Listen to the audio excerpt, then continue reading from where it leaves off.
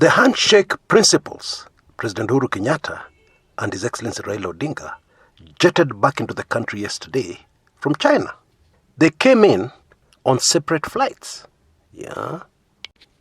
Now, there's a mystery here. What were the handshake principles doing? Yeah. After the meeting ended and when they flew in yesterday? Because Dubai, Nairobi is a 5-hour, 15-minute flight. Well, it has now been revealed that they held closed-door secret meetings. Oh yes, meetings that were very similar to the meeting that was held shortly before the handshake between the two. Yeah, they went into a room with no handlers, just the two of them. Now, up to that point, I will forgive you for assuming there's no big deal here. Yeah, Raila and Uhuru talk all the time. However, take careful note of the following fact. For these secret meetings to happen, an official trip had to be cancelled. Oh yes, the trip to Saudi Arabia. Now, the president's chief of staff, Nzioka Waita, explained to the press that the reason why the trip to Saudi Arabia, which was supposed to happen immediately after China, the reason why it was cancelled was because half of those the president was going to engage were in preparations for Ramadan. Well, Bwana Waita is doing his job. Yeah, and his job is to make things look normal as possible. However, I assure you, nothing here is normal. It is rather obvious that the Saudi Arabian trip was cancelled because Raila and Uhuru were in an emergency meeting. An emergency meeting that took at least 2 days. And it is not too hard to guess, what triggered this emergency meeting. But we'll come back to that in a minute. Now, why did Raila and Uhuru have an emergency meeting? I'm guessing it's because the loan didn't come through.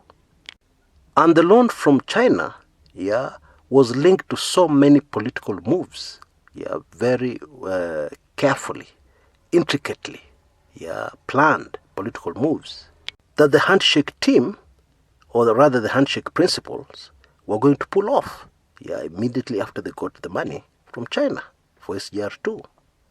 And because the money didn't come through, they had to go back to the drawing boards as a matter of urgency. Folks, it will be very interesting to see the political events that will unfold in our country in the next few days and weeks. You see, there was even very massive investment towards getting this loan from China. For instance, the Huduma number. Rolling out the Huduma number so urgently definitely had something to do with the SGR2 loan that was expected from China. And there are a lot of other investments in time and money that was put in by the government towards this SGR2 loan. And now that it fell through, what next? That's a big question. And I firmly believe what the handshake principles were discussing in Dubai for over 2 days was exactly that. Deciding and planning what will happen next now that the SGR2 loan is not coming. Maybe I can speculate and say they could raise the money locally. It's possible. If they get creative, they could raise the money locally to complete SGR2 because it's important. Now that we are in it, now that SGR1 is already there, we have no option but to complete this project. In my view, it will be a lot worse if we don't complete it. I know many of you will not agree.